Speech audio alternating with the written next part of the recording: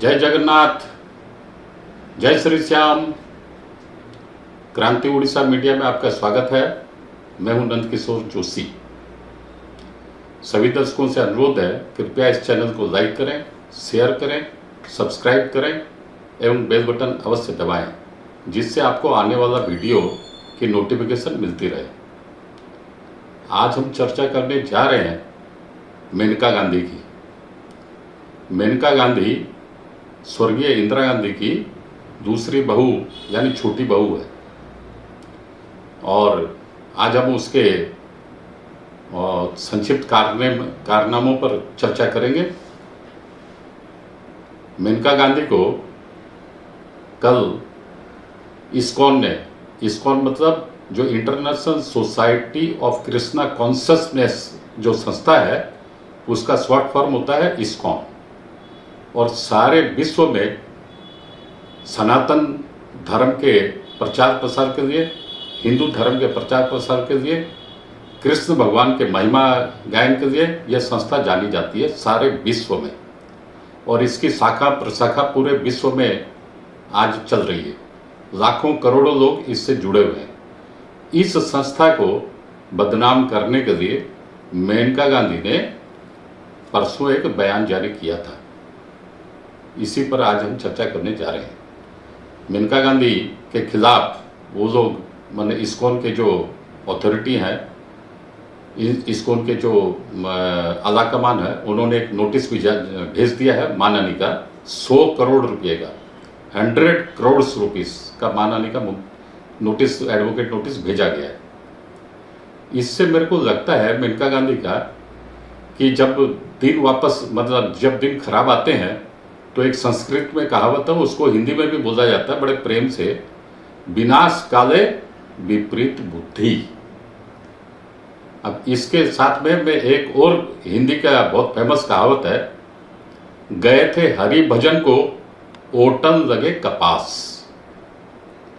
विनाश काले विपरीत बुद्धि तो आप समझ गए होंगे कि भैया जब आदमी का बुरा दिन आता है तो उसके सब बुद्धि जो है वो भगवान शायद हर लेते हैं और उसकी सारी चालें उसकी उल्टी पड़ती हैं और वो उल्टी जो चालें हैं उसका विनाश का कारण हो जाता है। अंत में उसका विनाश होता है।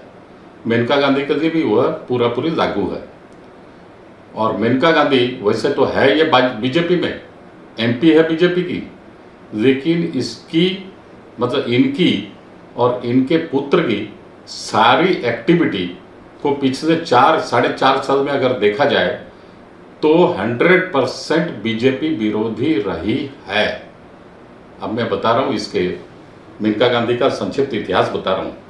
मेनका गांधी दरअसल एक सिख दंपति की बेटी है और दिल्ली में 1970 के दशक में ये महारानी मिस दिल्ली भी हुई थी। और इनके मिस दिल्ली चयन के उपरांत इंदिरा गांधी के छोटे राजकुमार अर्थात संजय गांधी इनकी ब्यूटी के ऊपर फिदा हो गए थे एवं अपनी माताजी पर प्रेशर डाले कि इन्हीं से मैं शादी करूंगा। और उस समय मेनका गांधी का नाम मेनका गांधी नहीं था, उस समय मेनका गांधी का नाम था मेनका आनंद। और मेनका आनंद के पिताजी फौज में एक ऑफिसर रहे हुए हैं, आर्मी में। मुझे सारी बातें याद है क्योंकि मैं तो बहुत पहले से मतलब मेरे को तो 50-55 साल हो गया, ऐसा कोई दिन बचा नहीं है जिस दिन मैंने अखबार नहीं पढ़ा है। और एक दिन में तो 10-10, 12-12 अखबार भी पढ़ा हूँ। इससे मुझे जैसा ही मेनका गांधी की खबर हमारे पास आई, मुझे सारे वो फ्लैशबैक याद आने लगे इसके बारे में, मेनका गांधी के बारे में। एवं इंदिरा गांधी ने बहुत समझाया संजय गांधी को कि तेरे लिए लड़की के बहुत सारे प्रस्ताव एक से बढ़ के एक आ रहे हैं। वो तो जिद किए मतलब संजय गांधी, नहीं मैं तो इसी से शादी करूंगा। अंत में प्रस्ताव गया मेनका आनंद के पापा जी को, और वो तो जैसे मैंने बहुत हर्षोल्लास से प्रस्ताव उसको स्वीकार किए एवं अंत में उनकी शादी हुई। शादी जो है ना तो सिख परंपरा के हिसाब से हुई और ना ही हिंदू रीति रिवाज से शादी हुई। शादी कहाँ हुई मैं सब अब बताऊंगा आपको। शादी हुई मोहम्मद यूनुस के घर पर। वो मोहम्मद यूनुस कौन थे? जैसा उस समय राजनीतिक हलकों में, राजनीतिक गलियारों में जो चर्चा थी कि मोहम्मद यूनुस जवाहरलाल नेहरू के खासम खास लोगों में थे, उनके घर पर शादी हुई थी।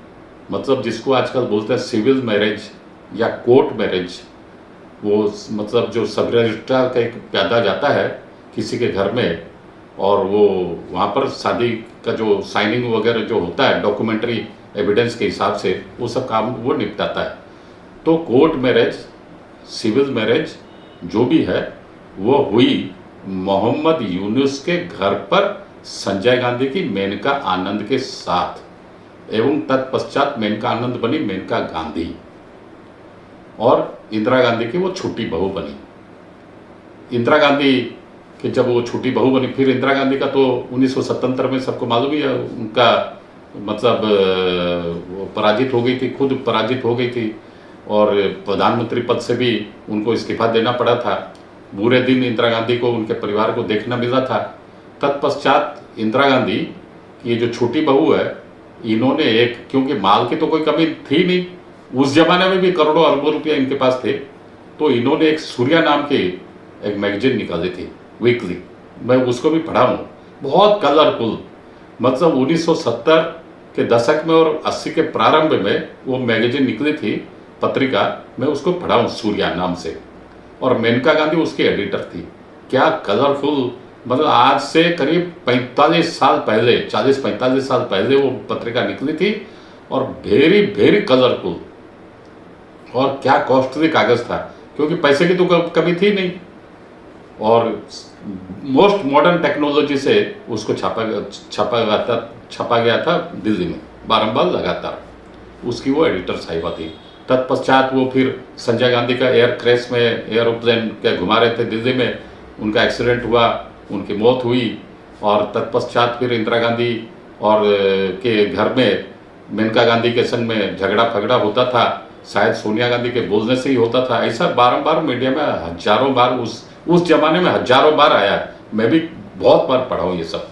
और लास्ट में एक ऐसा समय भी आया कि मेनका गांधी को आधी रात में वरुण गांधी को, उस समय वरुण गांधी गोद में थे, वरुण गांधी को, क्योंकि जिस समय संजय गांधी का एक्सीडेंट हुआ था वरुण गांधी पैदा भी नहीं हुए थे, और वरुण गांधी गोद में थे या जस्ट चलने लगे थे। उस समय वरुण गांधी को लेकर आधी रात में मेनका गांधी को इंदिरा गांधी के आदेश अनुसार प्रधानमंत्री आवास छोड़ना पड़ा। ये तो मैंने बताया उनका बैकग्राउंड।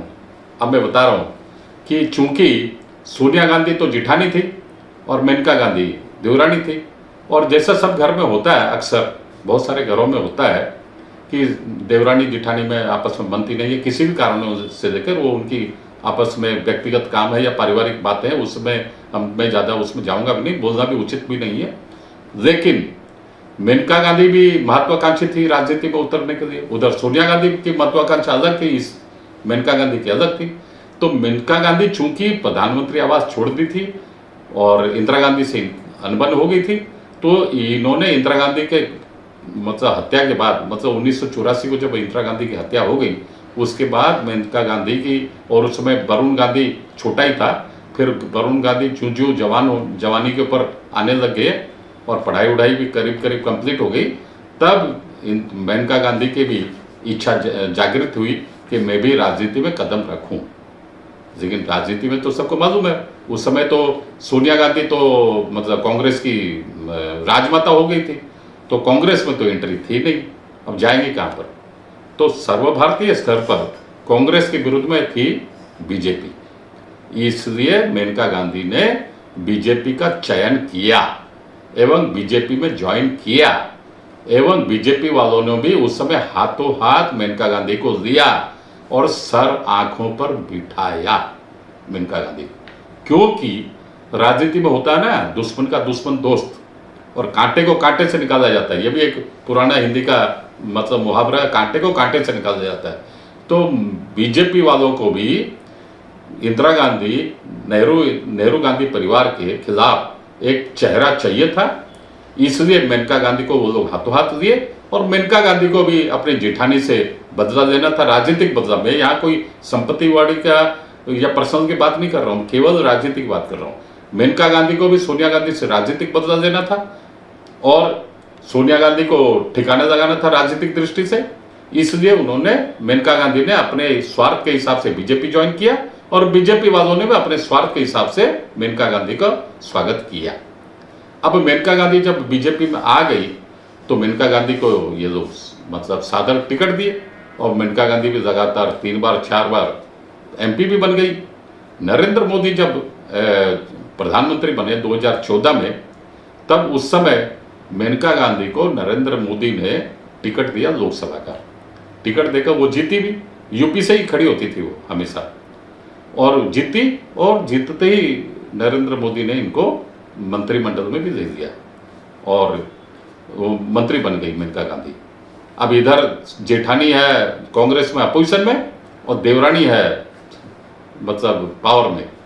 पहले वो पावर में थी, अब ये पावर में, मतलब घर का ही मामला समझो, कभी जेठानी कभी देवरानी, फिर कभी जेठानी फिर देवरानी, इनका घर का ही मामला समझ के रखी थी ये लोग दोनों, विशेषकर मेनका गांधी। ठीक है, लेकिन इनके मतलब मेनका गांधी के क्रियाकलापों से, कार्यक्रमों से और इनके सब जैसा जैसे इनके नखरे हैं या और कुछ है या इनकी कार्यकुशलता से नरेंद्र मोदी को रास नहीं आया। इसलिए नरेंद्र मोदी ने 2019 चुनाव में जीतने के बाद मेनका गांधी को मंत्रिमंडल में स्थान नहीं दिया, क्योंकि किसको मंत्रिमंडल में रखना है किसको नहीं रखना है ये 100% होता है प्राइम मिनिस्टर का प्रीरोगेटिव पावर, मतलब प्रधानमंत्री का इच्छाधीन विषय है किसको रखना मंत्रिमंडल में किसको नहीं रखना है। इससे प्रधानमंत्री नरेंद्र मोदी ने इनके पास्ट परफॉर्मेंस 2014 से 2019 से इनका परफॉर्मेंस प्रधानमंत्री ने जांच कर लिया होगा, उसमें उनके जांच के दायरे में, उनके जांच के फॉर्मूले में ये नहीं आई होगी, तो इनको और 2019 में मंत्रिमंडल में स्थान मोदी ने नहीं दिया तो ठीक है। इसी बीच में क्या हुआ कि मेनका गांधी के सिफारिश से उधर में राहुल गांधी राजनीति में सक्रिय हो गए तो इधर में वरुण गांधी भी सक्रिय हो गए। तो बीजेपी वालों ने भी जब माने फिर राहुल का भी काट होना चाहिए ना राजनीतिक दृष्टि से, तो बीजेपी वालों ने भी वरुण को मैदान में उतारा और वरुण को भी टिकट दिए यूपी से। तो माँ बेटे दोनों यूपी से लोकसभा में चुने गए 2 बार लगातार। अब देखिए उसमें भी क्या मजाक की बात है, ये पीलीभीत से मेनका गांधी सांसद है और पीलीभीत क्या है कि वो यूपी नेपाल बॉर्डर पर है और ये चूंकि सिख दंपति की बेटी है, मतलब सरदारनी है मेनका गांधी, इसलिए वहां पर पीलीभीत एरिया में सरदारों की वोटिंग संख्या लाखों में है। वहां वो लोग खेतीबाड़ी करते हैं, आराम से जीवन यापन करते हैं। तो सरदारों की वोट मतलब क्या है कि ये चूंकि सरदारनी है, वोट मतलब सरदारों की सिख दंपति की बेटी है, इससे स्वाभाविक तौर पर इनके ऊपर आशीर्वाद भी रहा होगा सिख भाइयों का, तो ये वहां से पीलीभीत से बराबर चुनती आई। एक बार ऐसा भी हुआ कि ये जो है आपका ये जो इनका जो बेटा है वरुण गांधी, वो भी मतलब ये माँ बेटे देखिए अदला बदली भी करते रहते सीट, कभी माँ खड़ी होती पीलीभीत से तो बेटा सुल्तानपुर से, कभी माँ सुल्तानपुर से तो बेटा पीलीभीत से। मतलब क्या है कि ये इनकी चालाकी है, क्योंकि अगर आदमी ये लोगों तो क्या है इनमें महाराजाओं महारानियों का सा इनका रुतबा है, ये अपने को उसी रुतबे में समझते हैं। ये लोग आम आदमी से तो मिलना जुलना का काम है ही नहीं, ये लोग हमेशा आम आदमियों से ऊपर के श्रेणी को समझते हैं अपने को, और अंग्रेजों के जैसे समझते हैं कि भाई हम लोग शासन करने के लिए पैदा हुए। जैसे वो सोनिया गांधी, राहुल गांधी, प्रियंका गांधी है, वैसे ये मेनका गांधी, वरुण गांधी। इसलिए ये लोग, मेरे को लगता है ये बारंबार 2 बार ये लोग सीट एक्सचेंज कर दिया यूपी में, पीलीभीत और सुल्तानपुर में, कभी ये इधर कभी वो उधर, इस तरह 2 बार सीट एक्सचेंज कर चुके हैं ऑलरेडी। लगता है विशेषकर ये वरुण गांधी जो है ये क्या है कि ज्यादा लोगों से मेल मिलाप भी नहीं करते हैं और अपने अकड़ में रहते हैं। इसलिए जब ये देखे कि अरे यहाँ के लोग इनसे नाराज हो गए तो वो उनको दूसरी जगह भेज देते थे, और वो वहां पर नाराज हो गए तो ये इसको यहाँ भेज देता। इस तरह इनका एक्सचेंज, म्यूचुअल एक्सचेंज होता रहा और दोनों को भाजपा वाले भी टिकट देते रहे और दोनों भी संयोगवश जीतते रहे। अब तकलीफ क्या आ गई है, अब मैं बता रहा हूं। तकलीफ यहां पर आई है 2017 में जब यूपी विधानसभा का चुनाव हुआ तो उस समय मतलब 3/4 मेजोरिटी के आसपास मतलब करीब 75% सीट पाई भाजपा यूपी विधानसभा में। मतलब पूरा इतना, जितना आज तक कोई शायद यूपी विधानसभा में इतनी सीट नहीं पाई होगी। जब इतनी सीट पाई तो इनका, मेनका गांधी का मन ललचाया और उन्होंने अपने बेटे को, वरुण गांधी को आगे फॉरवर्ड किया कि भाई मेरा बेटे को मुख्यमंत्री बनाया जाए। किसके जरिए से? जो आज के रक्षा मंत्री हैं राजनाथ सिंह, वो भी यूपी से ही आते हैं और यूपी के किसी जमाने में चीफ मिनिस्टर भी रहे हुए हैं और लखनऊ के सांसद हैं। तो उनके जरिए से मेनका गांधी ने मोदी तक पहुंचाया पैगाम कि मेरे बेटे को, वरुण गांधी को यूपी का चीफ मिनिस्टर बनाया जाए। लेकिन दूसरी तरफ पूरी यूपी भाजपा और सारे विधायक सब के सब अड़ गए, बोले नहीं, हम लोग को चाहिए योगी आदित्यनाथ मुख्यमंत्री के तौर पर। अब क्या करें, माने भाजपा आला कमान भी मतलब विवश हो गई कि भाई ठीक है, योगी जी भी अपने ही आदमी है और उस समय 4-5 बार लोकसभा में चुने हुए सांसद भी थे। तो उन्होंने, भाजपा आला कमान ने भी फैसला दिया योगी जी के हक में और योगी जी मुख्यमंत्री हो गए। और आज के दिन देखिए, योगी जी जो मुख्यमंत्री हुए हैं, हिंदुस्तान में बेस्ट चीफ मिनिस्टर हैं। इतनी सर्वे आती है, सब में वो बेस्ट चीफ मिनिस्टर के रूप में माने जाते हैं पिछले कई सालों से। उनका मतलब, उनकी लोकप्रियता का पूरे हिंदुस्तान में, यूपी नहीं पूरे हिंदुस्तान में डंका बज रहा है। और यहां तक कि हिंदुस्तान की सरहद सीमा से पार जाके दुनिया में भी उनका डंका बज रहा है योगी आदित्यनाथ के। उस पोस्ट के लिए मेनका गांधी लॉबी कर रही थी अपने बेटे वरुण गांधी के लिए राजनाथ सिंह के पास। वो इनका फॉर्मूला फेल हो गया, मतलब बेटे को चीफ मिनिस्टर नहीं बना सकी। इधर बेटा भी लॉबिंग किया माँ के लिए, माँ को फिर से मंत्रिमंडल, नरेंद्र मोदी मेनका गांधी को दोबारा मतलब कैबिनेट में जगह दिए नहीं, सेंट्रल में मिनिस्टर बनाया नहीं। इधर माँ की राजनीति खत्म, बेटे की राजनीति खत्म। तो बेटा ने पिछले 3 साल से, ये तो सब इंग्लिश मीडियम एजुकेटेड बच्चे हैं ना, जैसे ये मैं बता रहा हूँ, उत्तर भारत के जितने भी एमपी इस बार भी जीते हैं मतलब लोकसभा में, और केंद्रीय मंत्रिमंडल के जो लोग सब नरेंद्र मोदी के कैबिनेट में थे, सभी ने हिंदी में शपथ पाठ की, जो भी मंत्री वहां शपथ लिए। इस बार भी 2019 में भी, 2014 में भी एक अकेली मेनका गांधी थी जिन्होंने मतलब मंत्रिमंडल में मंत्री के हैसियत से शपथ लेने के समय इंग्लिश में शपथ पाठ किया।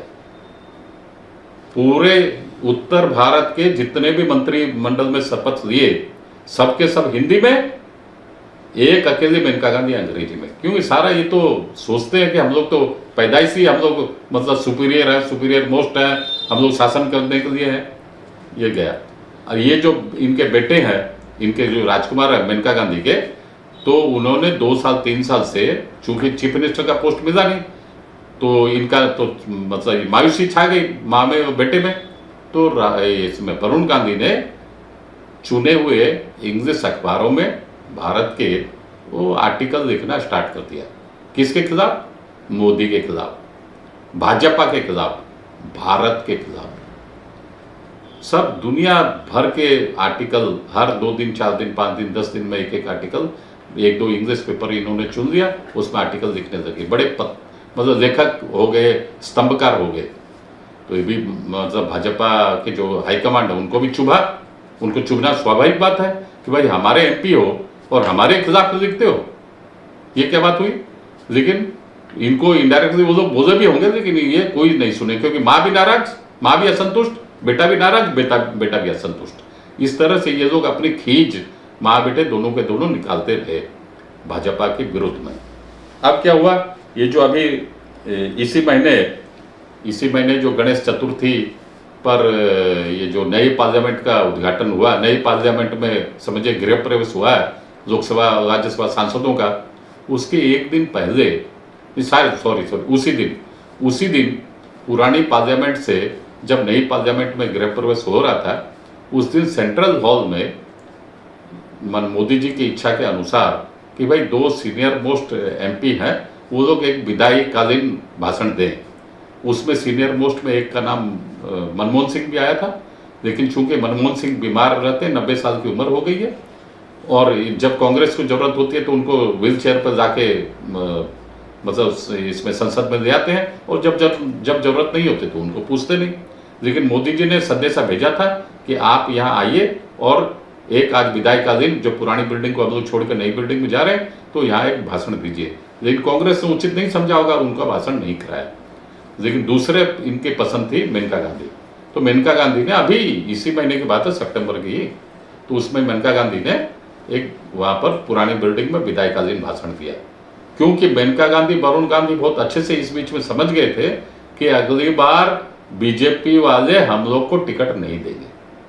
पत्ता साफ, योगी जी और मोदी जी झुकने वाले नहीं है, सुनने वाले नहीं है। माँ बेटे को किसी को यूपी में टिकट लोकसभा की नहीं मिलेगी, इनको अच्छे से मालूम हो गया था, क्योंकि इनका कर्मकांड वैसा ही है। इसलिए जब इनको मौका मिला सीनियोरिटी के हिसाब से भाषण देने के लिए, इन महाशय मैडम मेनका गांधी ने इंग्लिश में ही भाषण दिया। देखिए, यूपी हिंदी क्षेत्र से आती है चुनकर, लेकिन भाषण दे इंग्लिश में। ठीक है, अपनी अपनी पसंद है, अपना अपना ख्याल है। और उसमें भाषण में तारीफ की नरेंद्र मोदी की। क्यों तारीफ की? क्योंकि उनको एक मौका मिल गया था कि भाई टिकट बचाओ, बेटे का तो टिकट कैंसिल फाइनल है। तो इनको समझ में आया कि अपना टिकट मिलने का एक मौका जो मिला है, अब नरेंद्र मोदी के गुणगान कर दो या सोगान कर दो तो टिकट मिलने के चांसेस बढ़ जाएगी। तो उन्होंने गुणगान किया नरेंद्र मोदी का उस भाषण में इसी महीने। ठीक है, अच्छी बात है। लेकिन ये तो मैंने सब आपको बैकग्राउंड में बता दिया। अब असली मुद्दे पर मैं आ रहा हूं कि मेनका गांधी को 100 करोड़ की नोटिस इस्कॉन ने क्यों भेजा, लीगल नोटिस एडवोकेट के माध्यम से। उसका मेन कारण है कि मेनका गांधी कहती हैं कि मैं आंध्र प्रदेश के अनंतपुर में इस्कॉन की गौशाला में गई थी। अभी 3-4 रोज के पहले की बात बोल रही है कि मैं वहां गई थी और मैंने वहां इस्कॉन की गौशाला में देखा कि एक भी गाय मौजूद नहीं है, बछड़ी भी मौजूद नहीं है। और उन्होंने, मेनका गांधी ने सीधे सीधे इस्कॉन पर आरोप लगाया कि ये लोग इस्कॉन वाले सरकार की जमीन मुफ्त में पाते हैं, सरकार से लाखों करोड़ों रुपया डोनेशन पाते हैं, एड्स वगैरह पाते हैं, ग्रांट पाते हैं, एवं सारे काम ये लोग गौमाता विरोधी करते हैं। और गायों को, बछड़ों को, बछड़ियों को ये लोग कसाईयों को बेच देते हैं। इनका हिंदू धर्म से, गौमाता से इस्कॉन का कोई लेना देना नहीं है। ये बयानबाजी की है मेनका गांधी ने वीडियो के, अपने इसमें वीडियो के माध्यम से बयानबाजी की है, झूठा भी नहीं सकती। अब बात देखिए कि हिंदुत्ववादी पार्टी भाजपा, और भाजपा गौमाता को गौमाता मानती है, और ये भाजपा की एमपी है, और ठीक उसके उलट बयान दी है कि गौमाता को ये लोग बेचते हैं इस्कॉन वाले। अच्छा, और बेचते हैं मतलब गौमाता को भी बेचते हैं, बछड़ा को भी बेचते हैं, बछड़ी को भी बेचते हैं। अब देखिए इस्कॉन क्या है। इस्कॉन प्रभुपाद स्वामी, सभी को जानते हैं कि प्रभुपाद स्वामी द्वारा चलाई गई एक संस्था है जो सारे विश्व में सनातन धर्म का प्रचार प्रसार करती है। और सारे विश्व में इस्कॉन के मंदिर है, उड़ीसा में भी है, और सारे हिंदुस्तान में तो कोने कोने में है, सारे विश्व में भी है। मतलब हिंदुत्व के प्रति समर्पित, सनातन के प्रति समर्पित, कृष्ण भक्ति भाव से पूर्ण संस्था है इस्कॉन। उस संस्था के खिलाफ मेनका गांधी ने बयानबाजी की है। मतलब अगर देखा जाए तो मतलब हिंदुत्व के विरुद्ध में बयानबाजी दी है, सनातन के विरुद्ध में बोल दी है। वो इसलिए भी मैं बोल रहा हूं, इस्कॉन में जो विदेशी लोग जो इस्कॉन में जो शामिल हुए हैं, जो मेंबर हैं और जो करोड़ों रुपया डोनेशन भी देते हैं, और इस्कॉन के जो आप लोग देखते भी होंगे, बराबर टीवी में भी आती है, पत्रिका में भी आती है, और सारे सड़कों पर भी वो लोग देखे जाते हैं। विशेषकर रथ यात्रा में तो वो लोग कितना भक्ति भाव से नाचते कूदते हैं, मगन हो जाते हैं। वो तो सब देखने लायक सीन है। वो इस्कॉन जो आज पूरे विश्व में लाखों करोड़ों ईसाइयों को हिंदू में कन्वर्ट कर दिया है। हिंदुत्व वो लोग ले लिए हैं, सनातन धर्मावलंबी हो गए हैं। राम और कृष्ण को सारे दिन भर जपते रहते हैं, हरे रामा हरे कृष्णा बोलते रहते हैं। उस इस्कॉन को मेनका गांधी ने बदनाम करने की कोशिश की है और बोले कि ये लोग गौशाला नहीं, ये फर्जीवाड़ा चलाते हैं और सरकार की मुफ्त जमीन, सरकार का पैसा ये लोग बर्बाद करते हैं। मतलब मेरे को तो लगता है कि ये 100% इसमें कोई साजिश है। मेनका गांधी को भी अभी इस बीच में समझ में भी आ गया होगा कि मेरे को भी, बेटे को तो टिकट मिलेगी नहीं, मेरे को भी शायद मिलने की संभावना नहीं है। जब नहीं है तो क्यों नहीं जाते जाते बीजेपी को, इस्कॉन को, गोमाता को बदनाम करके जाऊं। मतलब ये गई थी गौशाला के, जो नाम बोल दिया कि गौशाला गई थी, और गौशाला के मैनेजमेंट वालों का भी बयान आ गया है। उन्होंने बोला है कि हमारे यहाँ पर आज के दिन, ये बोल दिया, एक भी बछड़ा बछड़ी गाय नहीं है। उनका बयान आया है और 100 करोड़ का मानहानि का केस का नोटिस भी वो लोग भेजे हैं। उनका बयान है कि हमारे पास आज के दिन अनंतपुर गौशाला में 76 बैल है, 246 गाय है दूध नहीं देने वाली, माने सूखी गाय, और हमारे पास 18 दूध देने वाली गाय है। केवल 18 दूध देने वाली गाय है, 246 दूध नहीं देने वाली गाय है, जिसको इसकी मेनका गांधी की भाषा में सूखी गाय। मतलब मेनका गांधी बोलती है कि एक भी दूध देना बंद करते ही इस्कॉन वाले कसाई को दे देते हैं, लेकिन वैसी बात नहीं है। उन्होंने, वहां के मैनेजमेंट ने इनको नोटिस भेज कर बोला है हमारे पास आज के दिन 246 दूध नहीं देने वाली गाय अर्थात सूखी गाय है, और 76 बैल है, 76 बैल है, और 18 दूध देने वाली गाय है। और उन्होंने यह भी कहा है कि आप मैडम हमको बताइए, आप किस दिन अनंतपुर गौशाला प्रीमिसेस में आंध्र प्रदेश में आप आई थी, आप ये भी बताइए। हमें तो कोई सूचना है ही नहीं। मतलब हो सकता है कि आप आई भी नहीं हो सकता है आप आई हो झूठ बोलती हो, और नहीं आए हो तो नहीं आके भी आप झूठ बोलती हो। इस तरह उन्होंने मानहानि का 100 करोड़ का दावा इस पर ठोका है, नोटिस भेजा है। अब तो केस चलेगा कोर्ट में। अब हमारे देश में तो ऐसा है ना कि कोर्ट में अगर केस जाता है तो वो सालों साल लगता है। ठीक है, अब आने वाले दिनों में, आने वाले वर्षों में क्या होगा, अभी से कुछ प्रेडिक्शन करना ठीक नहीं होगा। लेकिन ये बात तय है कि मेरे को लगता है कि मेनका गांधी ने किसी षड्यंत्र के तहत, सनातन विरोधी षड्यंत्र के तहत ये उल्टी सीधी बात की है, फर्जीवाड़ा फैलाया है, झूठ बोली है। आज के अंक में इतना ही, अगले अंक में फिर मिलेंगे किसी नए मुद्दे के साथ। जय हिंद, वंदे मातरम।